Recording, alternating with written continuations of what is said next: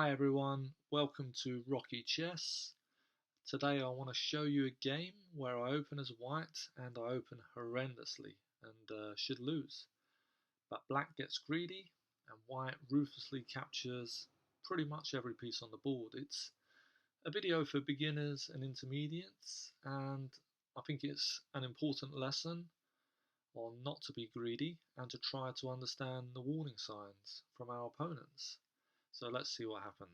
First, I opened with d4, black to d5, c4, queen's gambit, and black takes on c4, and we now have the queen's gambit accepted. White e4, black e5, white d5, and black plays bishop to c5.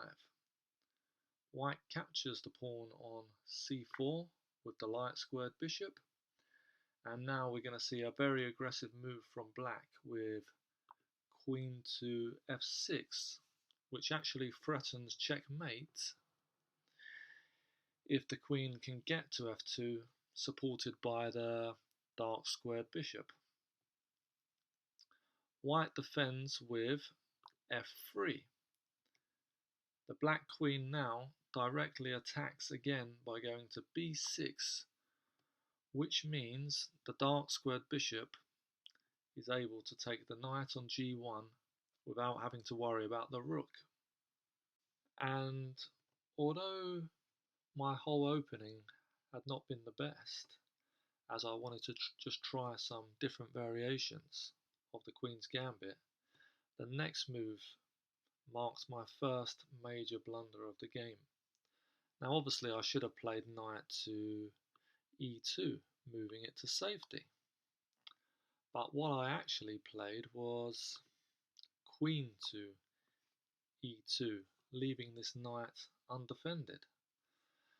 Now, why did I do that? Well, I was worried that if I did play the knight to e2, that the black queen would come to b4, putting me in check. And then when I defended, I was worried that he would take my light squared bishop. Now that was really silly of me, because if that did happen, there was a really obvious move, and we'll just go back and see that. Okay, so let's say I played a knight here. The queen comes down and puts me in check. All I had to do was play knight to c3. And if that did happen, I'd have actually had a really nice pawn structure and setup going forward. Anyway, going back to the situation at hand, it's typical, but as soon as you move, you often see the error, and I did. And at this point, I'm absolutely livid with myself for being so casual with the opening and these moves. And now my strongest move is actually knight to c3. But at this point, I'm really stubborn and emotional right now, and I don't want to play safely with a piece down. So I play f4, hoping he will capture my pawn. Black does capture the pawn, and white's dark squared bishop captures the pawn on f4. Here black should have been developing his pieces, as he had me on the ropes, and he should have been looking to bring the knight to e7 or maybe f6, making room to castle so that he could move his king to safety and also bring the rook into the game. However, he actually plays bishop to d4, eyeing down on the b2 square. Due to the lack of development on white's behalf, I do sense an opportunity here, and I believe that I may have the perfect cover. I leave the b2 square undefended as a diversion, And also because I know that if my plan works, I'm not going to need this rook on a1. So I play rook to f1, hoping to soon attack along this file. And this is the crucial point of the game and the reason why I made the video. I think black gets greedy with his next move, bishop to b2. He should have stopped to think about why I made the move rook to f1 and why I am leaving the a1 rook on a plate for him.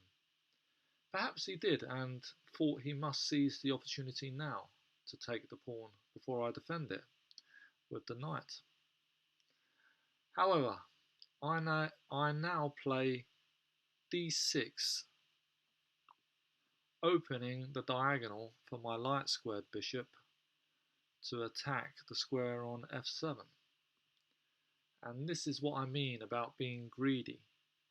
He has plenty of time to take my rook, or even another piece of mine if I manage to save this rook by attacking his queen.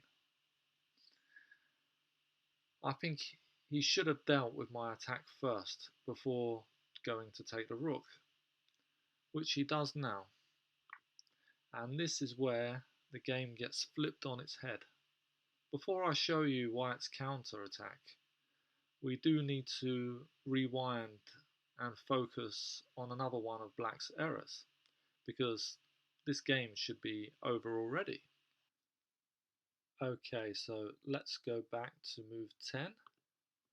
After white plays the rook to f1, black should take b2 with the queen rather than the bishop. So queen takes b2, and it means white has absolutely no choice except to take black's queen.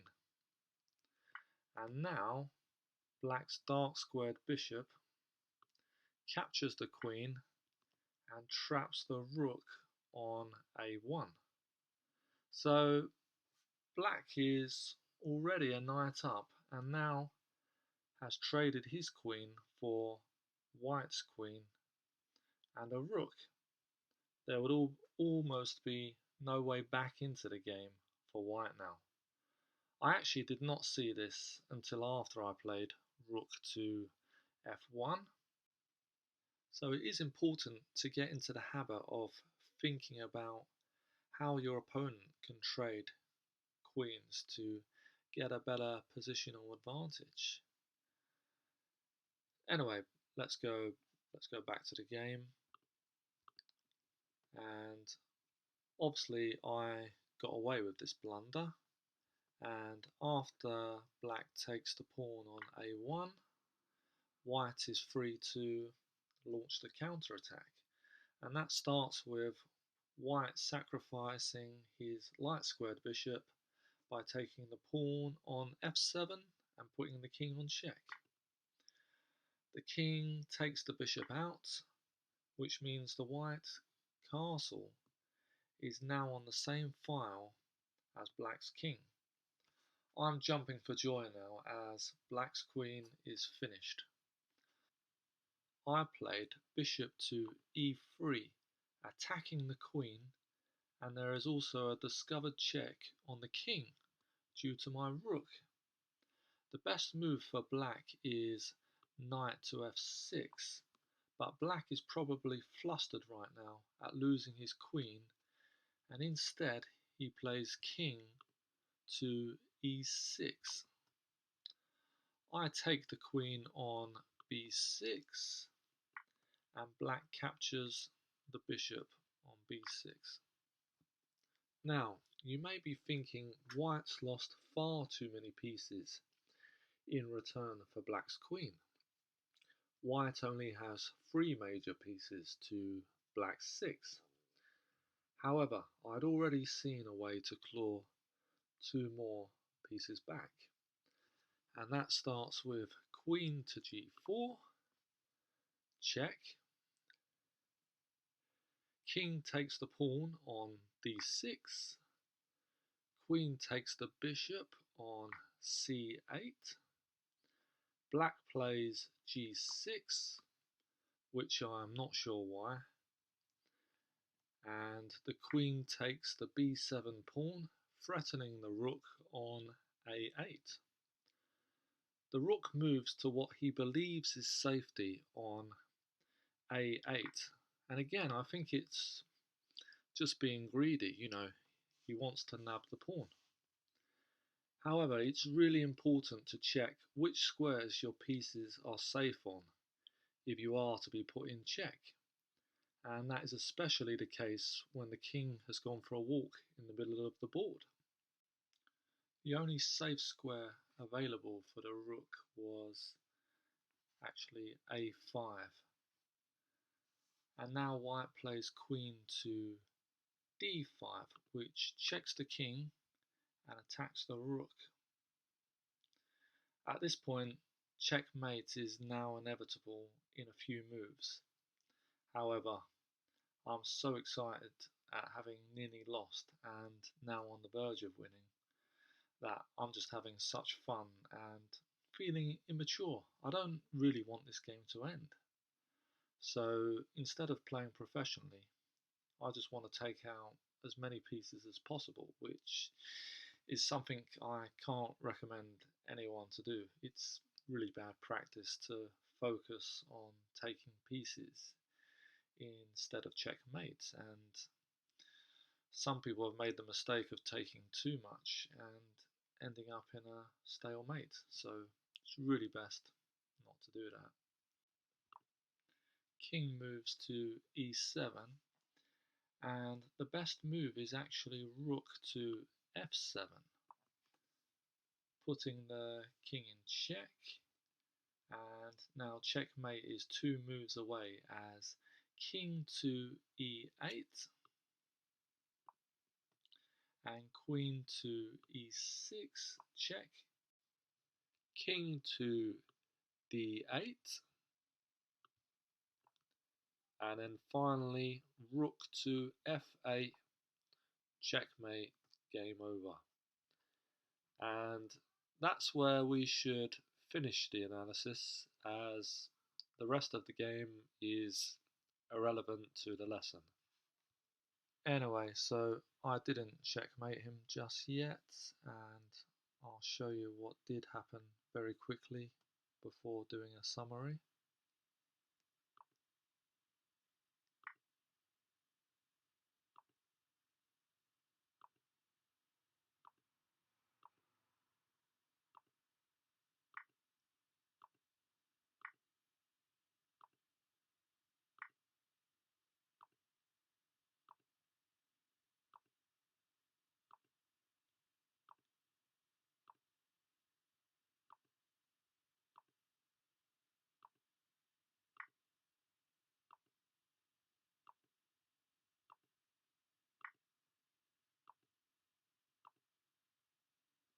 And that's game over. So from absolutely nowhere, black has only got one major piece left on the board. And again, that's all irrelevant because there was no need to do that. It should have been checkmate a long time ago. So anyway, in summary, I just want to tell you guys not to be a fish. Do not take the bait. When your opponent makes a move, please ask yourself, why are they doing that? And what are they hoping to gain? When you are on the attack, your opponent has no choice but to defend and then try to launch a counter-attack. So by all means attack, but do be careful that your own defense is not breached at the same time. I should have lost this game on the opening, and suddenly from nothing I have won it. This would not have happened had black not been so greedy. My counter-attack would not have been possible if black dealt with my threat before taking my rook on a1.